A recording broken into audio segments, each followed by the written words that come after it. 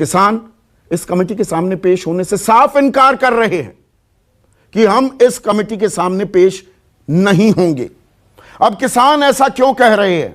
अगर विशेषज्ञों की एक कमेटी बन रही है, कानूनों पर फिलहाल रोक लगा दी गई है, तो इस कमेटी के सामने अपनी बात रखने में दिक्कत क्या है? सुप्रीम कोर्ट ने इन तीनों कानूनों पर रोक लगा दी है और एक कमेटी का गठन किया गया है। उसमें 4 सदस्य होंगे, लेकिन किसान उन कमेटी के सदस्यों से बात करने के लिए राजी नहीं है। ऐसा क्यों? चलिए देखते हैं। सबसे पहले मैं आपको इन सदस्यों के नाम से अवगत करा दूं।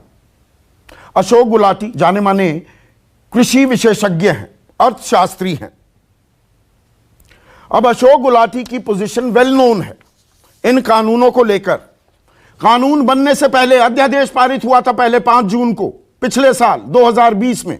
उससे पहले मई में ही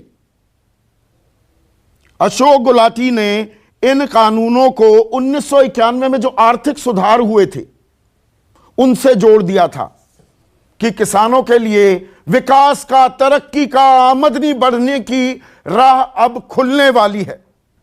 यह स्टेटेड पोजीशन है अशोक गुलाटी की। वो इन कानूनों के पक्षधर हैं खुलकर। अब बात करते हैं प्रमोद कुमार जोशी की। ये भी जाने माने कृषि विशेषज्ञ हैं।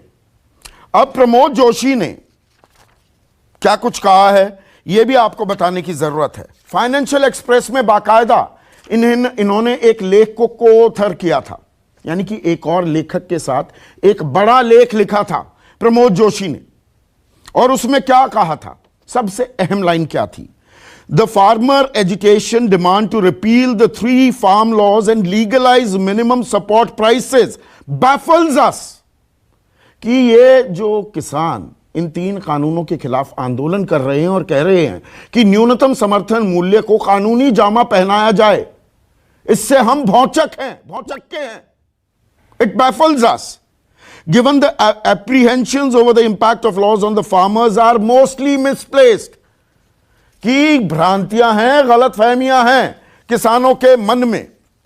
फिर इन्होंने एक ट्वीट भी किया था। और यह ट्वीट कब किया? हम जनवरी के महीने में 12 जनवरी, 16 दिसंबर को इनकी टाइमलाइन पर चेक कीजिए। पीके जोशी लिखते हैं, we need to think new price policy beyond MSP. कीमत तय करने की एक नई नीति पर हमें सोच की, विमर्श की जरूरत है। एमएसपी की कोई जरूरत नहीं है। It should be a win win situation for farmers, consumers and government. सबकी जीत हो, किसानों की भी, उपभोक्ताओं की भी, सरकार की भी। The MSP was design during a period of deficit. जब भुखमरी थी, जब कम उत्पादन होता था, तब न्यूनतम समर्थन मूल्य इजाद किया गया था 1967 में। We now have cross that and have surplus in most of the commodities. यानी कि अब तो हम ज्यादा उत्पादन कर रहे हैं तो एमएसपी की जरूरत नहीं। ये पीके जोशी।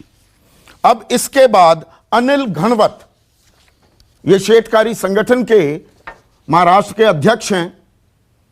इन्होंने प्रिंट में दिसंबर में ही पिछले महीने एक आर्टिकल लिखा था और साफ किया था कि हमारे जैसे कई संगठन हैं जो इन कृषि कानूनों का समर्थन करते हैं। हालांकि इन्होंने यह जरूर कहा कि हमें इस बात से दिक्कत है कि सरकार ने किसान संगठनों को भरोसे में नहीं लिया कानून बनाने से पहले, ना ही उनका समर्थन मांगा। लेकिन यह कानून जायज है, इनमें थोड़े बहुत संशोधन हो सकते हैं। अब चौथे सदस्य, उनका नाम है भूपेंद्र सिंह मान। पुराने किसान नेता हैं, राज्यसभा में रह चुके हैं। इन्होंने 1990 में ये राज्यसभा में आए तो बहुत लंबे अरसे से किसानों की लड़ाई लड़ रहे हैं। 14 दिसंबर को एक बाकायदा मेमोरेंडम केंद्र सरकार को दिया था, चिट्ठी भी दी थी नरेंद्र तोमर को, जो प्रधानमंत्री को भी संबोधित किया गया था। इस चिट्ठी की प्रति भी मेरे पास है। यह 14 दिसंबर की इनकी चिट्ठी है। इसमें यह क्या कहते हैं कि भाई यह कानून तो लागू रहने चाहिए, कुछ संशोधन आप कर सकते हैं। और चिट्ठी में क्या लिखा था, यह बहुत जरूरी है आपको बताना।